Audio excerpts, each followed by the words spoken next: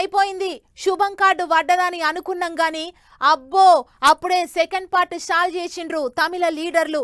దళపతి విజయ్ ముఖ్యమంత్రి సీట్ల కూకున్నాక కూడా తమిళ గడ్డ మీద రాజకీయాలు సల్లబడతలేవు, రోజుకో మలుపు తిరుగుతున్నాయి. అన్నిటికి మించి సీఎం విజయ్ తన మార్కు చూపిస్తుండు. దళపతి విజయ్ సీఎం సీట్ల కూకునుడితోనే అయిపోలేదు తమిళ సినిమా. ఇప్పుడు రెండో భాగం కూడా యమరంజుగా నడుస్తుంది. రోజుకో మలుపు తిరుగుతుంది తమిళ రాజకీయం. గా అన్నాడీఎంకే పార్టీలో ఎమ్మెల్యేలు రెండు దిక్కులు అయ్యిండ్రు. కొంతమంది పళనిసామి దిక్కే ఉంటాం అని అంటే ఇంతమంది సీదపోయి సీఎం విజయ్ను కలిసిండ్రు. దగ్గర 20-30 మంది అన్నాడీఎంకే పార్టీ ఎమ్మెల్యేలు టీవీకే పార్టీకి మద్దతు ఎన్నిక తయారైనరాట. బుధవారం తమిళనాడు అసెంబ్లీలో టీవీకే పార్టీ బలగం చూపించే కార్యం ఉన్నది. కరెక్ట్ టైంలో అన్నాడీఎంకే ఎమ్మెల్యేలు పోయి విజయ్ను కలిసిండ్రు.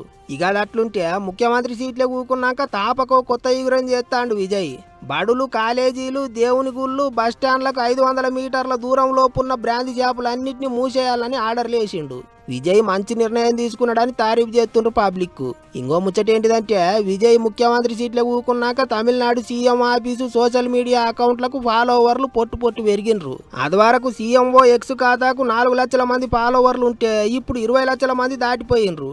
అటు ఇన్స్టాగ్రామ్లో చూస్తే ఇదివరకు 4 లక్షల మంది ఫాలోవర్లు ఉంటే ఇప్పుడు 15 లక్షల మంది దాటిపోయినరు. సీఎం సీట్లే కూకున్న విజయ్ ఎప్పుడు ఎసోంటి నిర్ణయం చేస్తాడా అని ఎదురు చూస్తాండ్రు అందరూ.